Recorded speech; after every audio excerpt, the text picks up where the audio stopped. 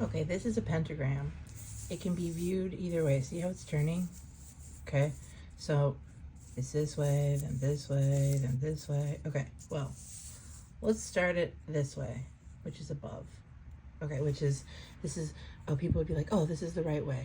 Okay, so this is actually what we would consider spirit over matter. Okay, so this is meaning you're putting spirit above matter. Okay.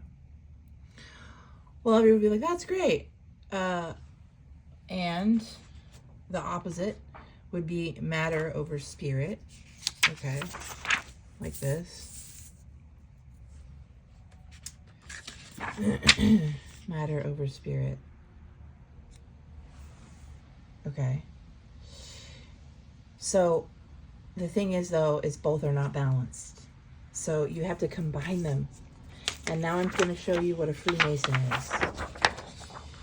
You're freeing your central sun, your central star, because you're combining spirit and matter. Matter and spirit. Matter and spirit, Mason. Okay, see over here, I wrote this. So if you do spirit over matter or matter over spirit, all you do, these cancel each other out and you get zeros, okay? If you combine matter ampersand spirit, which is the same, so the matter is like the dust and the spirit is the amp, okay? The sound plus the material, okay? So sound and matter.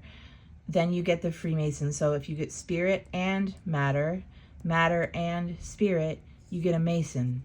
This is your 5, an S is a 5. You get the 5th am, which is the 5th amp, and then you become a Freemason, which is a true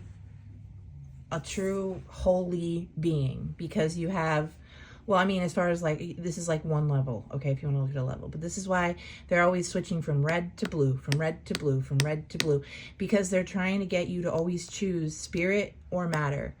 So this is why we're imbalanced here, okay?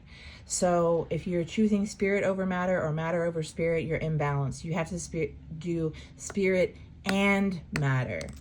And then this becomes balanced. And if you look, what's here in the center, right here? See how that looks like the Freemason symbol, Freemason symbol, Freemason symbol, Freemason symbol, Freemason, and that's a 10-pointed star.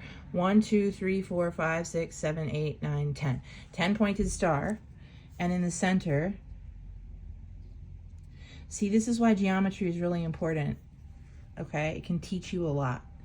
So this is how you're literally doing life, in and out, in and out. And you need to balance it, basically. So this is just a thing I wanted to show you because, like, I'm a visual learner. So yeah, so essentially this one would be considered satanic, if you will, or whatever. Like, you're putting matter over spirit, so you think money matters, right? And you're not ever worried about, like, whatever spiritual, you're not really worried about, you're still just like zero, because you're not combining the spirit with your material world, right?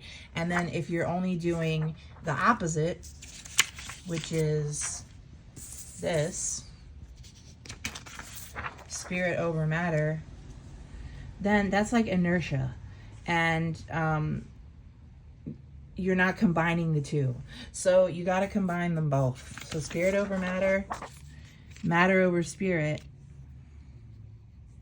and then they work in unison. This is your inner eye. You get your inner eye when this happens. So one is basically like your right brain. One could be considered your left brain. One could be considered your masculine. One could be considered your feminine.